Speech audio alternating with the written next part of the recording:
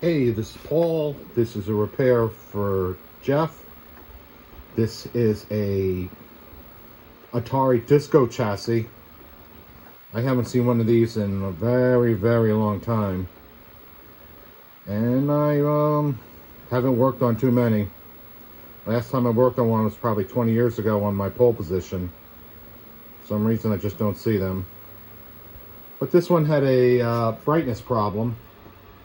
Raster lines on the screen, and we turn the screen down and the raster lines wouldn't go away and it was faded out. So I basically had to look at the schematic. Luckily, at the last replay, I happened to pick up a Disco manual. So I was looking through the manual, looking for the parts, and I was checking the brightness circuit, the contrast circuit. Well, there's no contrast circuit in here. The neck board, the color circuits, and I couldn't find anything wrong with it. So what I did was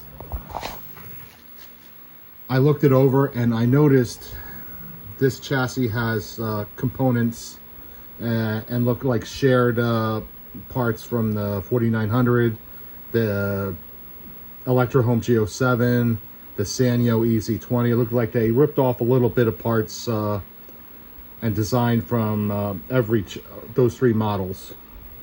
So I just looked at the schematic, and I know from the G07 that has that problem that it should have about 170 volts right there.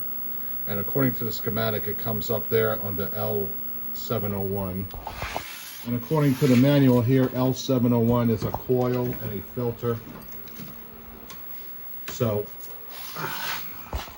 basically, I know these coils are very low resistance, like 1 ohm, maybe 2 ohms. So I just put a jumper there, and that solved the problem. And I've been running it for hours like that with no problem. So I'm just going to leave it like that. I also replaced a few pots around, a few capacitors around that brightness. That were, the one was the wrong value and the other one was, well, both were cheap, what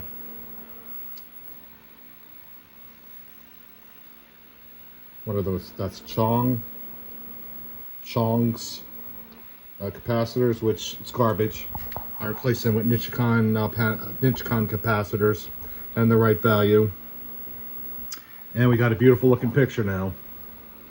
I'll let this run for a few more hours just to make sure, and then I'll box it up and send it home. See ya.